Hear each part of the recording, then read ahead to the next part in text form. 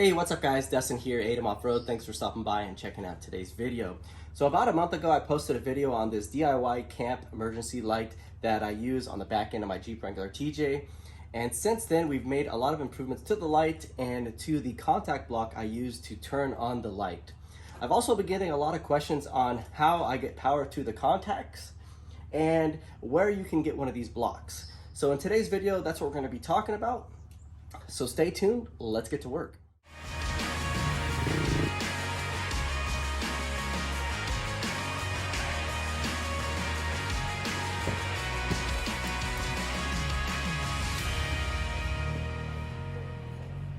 All right, welcome back. So I thought it would be a good idea to talk a little bit about the contact block and some of the improvements we've made to the block and the camp light since that last video we posted. So since then, we've made some aesthetic improvements to the contact block. We've added the logo. We've also enlarged the contact block a lot more. That way it will fit over the contacts without having to trim any of the rubber grommets or the contacts on the tub side of the Jeep. So that's a huge improvement. The third thing we've also improved was we've added this 12-volt cigarette lighter option to the back of the contacts. That way you can adapt multiple accessories to the contacts and have those working for you on the back of the Jeep. So for me, having access to an auxiliary power source on the back end of my Overland Jeep has been a total game changer, and this contact block allows that to happen. One of my favorite ways of using this contact block is to just keep my power generator topped off and fully charged while I'm driving from camp spot to camp spot on the trail. So I like this auxiliary mod so much that I would like to have this installed on both of my Jeep TJs. And since you guys were asking me how to wire in the contacts on the tub side of the Jeep, I thought it would be a good time to share with you guys that from start to finish. So let's get over there and wire that up. So the best way to wire up those contacts is to have something already in place, like an S-Pod. And basically what that does is you can wire up multiple accessories under the hood, and then you have something well organized for additional accessories throughout your vehicle. And all I would have to do is, if I'm going to do this again, is basically hook up one wire to this spare contact here and then run the wire back to one of those contacts. So that is how I would run the power side of that circuit. Now for the control side, I have this panel switch here that controls all my accessories with these buttons that are dedicated for each one. I just have this button turning on and off those contacts. So if you're interested in a setup like this, go ahead and check out this link above and you can get to this video where I install this on my Jeep Wrangler TJ. Now the S-Pod is a great solution, but if you're not set up for the S-Pod, you can also get this one device wiring harness. And this is how I'm going to set it up on the red Jeep Wrangler TJ today.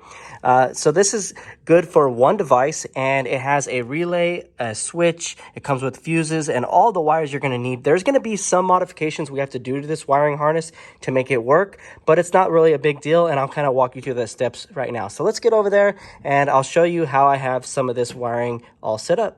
So everything starts here at the relay. You're going to want to mount the relay and then plug in basically the wires to a battery source. One long cable is going to be your switch. This switch is going to activate the contacts in the back, and then your other cable is going to be to the contacts. And we're only going to be using one wire out of the contacts. I already have one of these harnesses installed on the TJ, and I'm just going to share with you how I've got most of that wired up and all the way to the back of those contacts. All right, so every Jeep's gonna be a little bit different. You're gonna have to get creative and just figure out what best fits your needs. For my instance, I decided to mount my relay switch here, and I just zip tied it to this loom of wires. And then the power cables, I had to modify those and basically just extend them out to the battery. And then I nicely zip tied everything up along the firewall, and then took my switch for the toggle switch cable and I fed that through the firewall. There's a grommet right here underneath. You have to push that through to the other side. There's the grommet, and I have the cable all tucked up nice and neat and zip tied over here, and then I have it plugged in right there to the other side of the toggle switch wiring harness. Now here's where you're gonna have to get creative. You can decide if you want to use this switch or not, or you can upgrade the switch to a dash switch like this. I feel like this is a very clean way to mount any dash switches, but these are going to be a little bit extra for an accessory. These are about $30 to $40 a piece. And this one already came with the kit, and I needed 2 switches for 2 different circuits. So I decided that I was just going to cut 3 little rows out of this vent for the speaker. And it just turned out that these switches from the nylite wiring harness fit perfectly right here onto this cover, and they fit real nice, and I really like how they work and operate, and they're very convenient just right here. Now, if you don't like the fact of cutting these rows out and setting in these switches, there is a panel that they sell on Amazon. I'll link it in the description box below, but it has 4 different switches. If you're plan on adding multiple accessories, that might be something for you, but you just have to get creative. So now for the heavy power cable, I went ahead and fed that also through the grommet, and it's zip tied right here. As you can see, this cable zip tied it to the factory harness, which is under here. You can see that one on the left. And I have it feeding through here onto the back. And I fed it through here and up and over and along the existing wiring on the back side of the tub, and then down through the rubber grommet over here. Once you have the wire through the grommet, you can pull this plastic tub cover back and basically pull your wire through here. I just pulled the wire through here, and I zip tied it to these 2 posts right here, and I think that looks really good along the gas tank cover. So I'm going to take the wire, bring it up to here, and as you can see, there's this piece of plastic that covers this. You just pull it down and then basically finish feeding your wires. Now, I have a lot of extra wire here. We're not going to be using all of this, but I just wanted to make sure I had enough. It's always good to have more than not enough. Okay, so now we're doing the funnest part, is basically figuring out which out of the 2 contacts is the ground and which one is the power source. That way we can swap the brake light power source with our new power source that we ran, which is that hot cable coming off of the relay, and we've basically have it all ready to go right here to make that connection.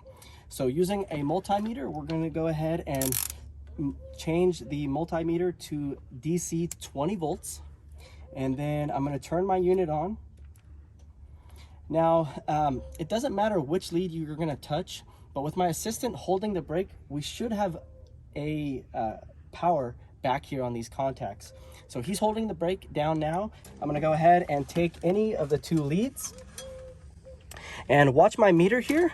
And right now, I'm getting a negative 12 volts.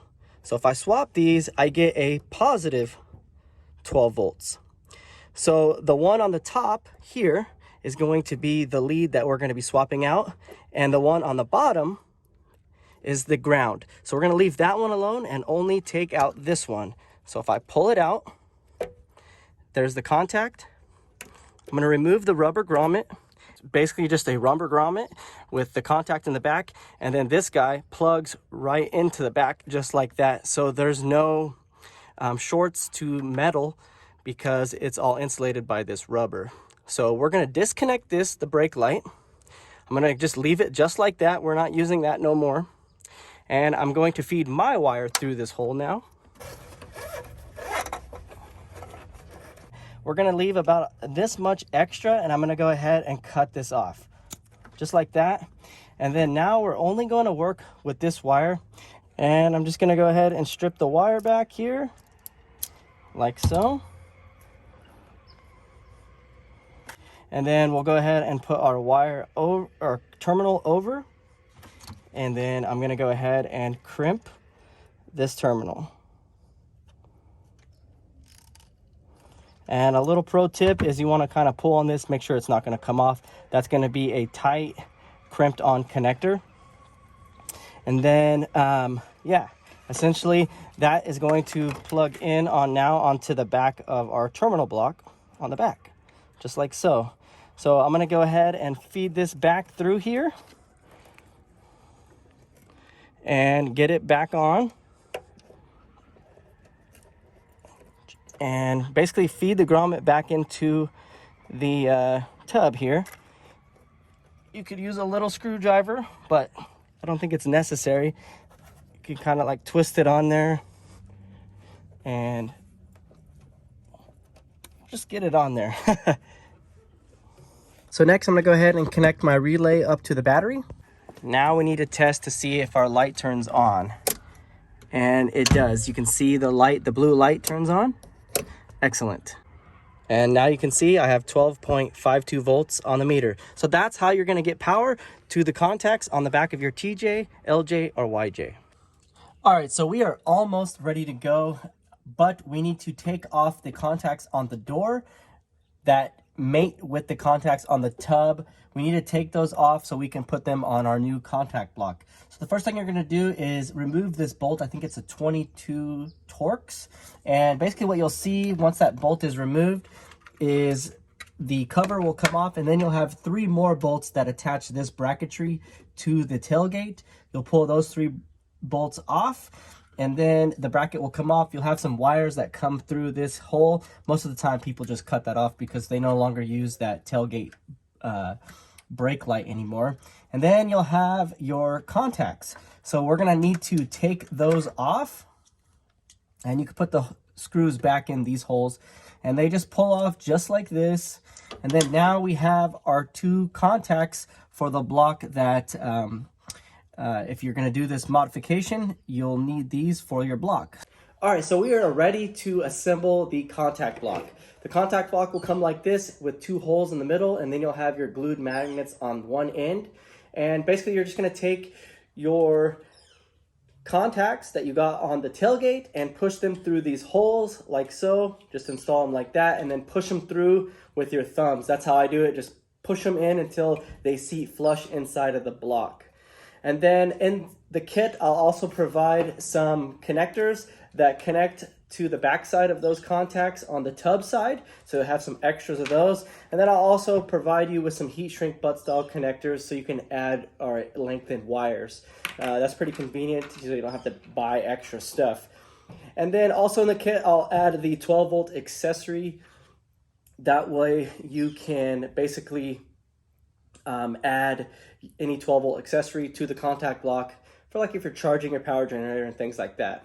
So on one end of the accessory adapter here is you'll have a blue connector and a black connector. The blue one is the positive.